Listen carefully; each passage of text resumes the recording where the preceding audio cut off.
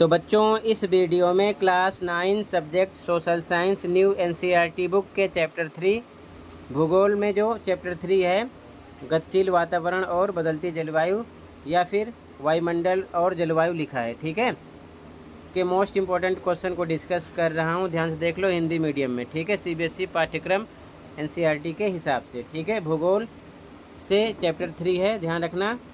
यहाँ पर गतिशील वातावरण और बदलती जलवायु मेंशन है, बट वायुमंडल और जलवायु लिखा होगा बुक में, ठीक है, ध्यान रखना। सीधा आ जाओ क्वेश्चन पर। पहला क्वेश्चन है वायुमंडल का संगठन क्या है, इसके बारे में पढ़ना है। तो यहाँ से क्वेश्चन बन सकता है कि वायुमंडल किसे कहते हैं, वायुमंडल में कौन कौन सी गैस पाई जाती है। तो यहाँ से आप पढ़ लेना, ये नोट्स है। जैसे कि पृथ्वी के चारों ओर से घेरे हुए गैसों के आवरण को क्या बोलते हैं, वायुमंडल कहते हैं।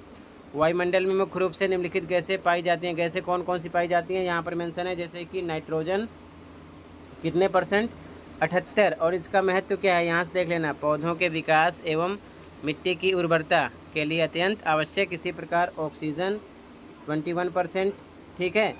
आर्गन, कार्बन डाइऑक्साइड यहाँ पर महत्व और कितने परसेंट है मेंशन किया गया, आराम से पढ़ लेना, नोट्स है। इसमें से एमसीक्यू क्वेश्चन भी बना सकते हैं, ध्यान रखना, ठीक है। यहाँ से क्लियर है।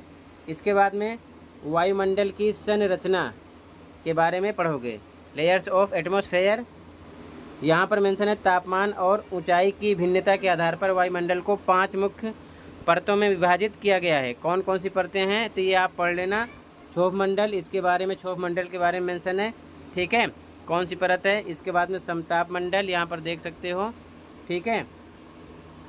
मध्यमंडल, तापमंडल या आयन मंडल यहाँ पर मेंशन है, इसके बारे में पढ़ लेना। 5वां है वायुमंडल, ठीक है, इसके बारे में पढ़ लेना। इसके बाद में मौसम और जलवायु में अंतर पढ़ लेना, कई बार क्वेश्चन किया गया है, ठीक है, इसके बारे में यहाँ पर मेंशन है, ठीक है। किसी स्थान की अल्पकालीन यानी दिन प्रतिदिन या घंटे दर घंटे वायुमंडलीय दशा के योग को मौसम कहते हैं। और जलवायु के लिए ये याद कर लेना, किसी बड़े क्षेत्र में लंबे समय में, जैसे कि 30 वर्ष या उससे अधिक के मौसम का औसत पैटर्न जलवायु कहलाता है, ठीक है।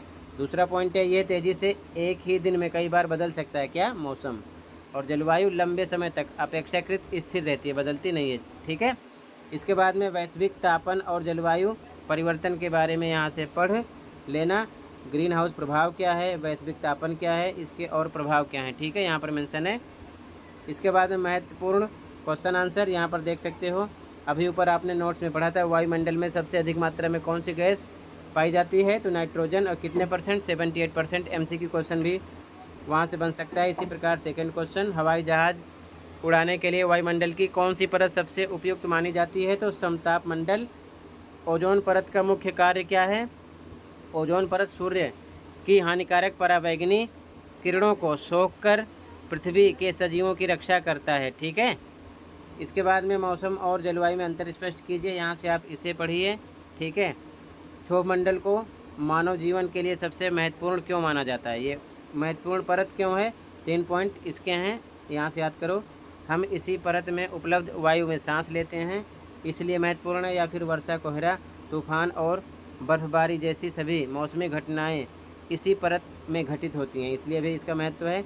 यह पृथ्वी के तापमान को नियंत्रित रखकर जीवन को संभव बनाती है, इसलिए भी महत्व इसका है, ठीक है। इसके बाद में जलवायु परिवर्तन क्या है, इसके मुख्य कारण और दुष्परिणामों का वर्णन करो, मोस्ट इम्पॉर्टेंट क्वेश्चन है। तो जलवायु परिवर्तन की डेफिनेशन यहाँ पर है, इसके मुख्य कारण यहाँ पर मेंशन है 1 to 3 पॉइंट में, और दुष्परिणाम का मतलब इसके जो नुकसान है यहाँ पर मेंशन किया गया है 3 पॉइंट में, ठीक है। अच्छे से पढ़ लेना था, टोटल इतना ही था, अच्छे से पढ़ लो, तैयार कर लो, ठीक है। मोस्ट इम्पॉर्टेंट क्वेश्चन है चैप्टर 3 जियोग्राफी, ठीक। मिलते हैं अगली वीडियो में। चैप्टर 2 चैप्टर 1 भी अपलोड है, आप चैनल पर विजिट करके देख सकते हो, ठीक है। तो प्लेलिस्ट चैनल पर देख लो, ओके। मिलते हैं अगली वीडियो में। Thank you for watching and take care, okay.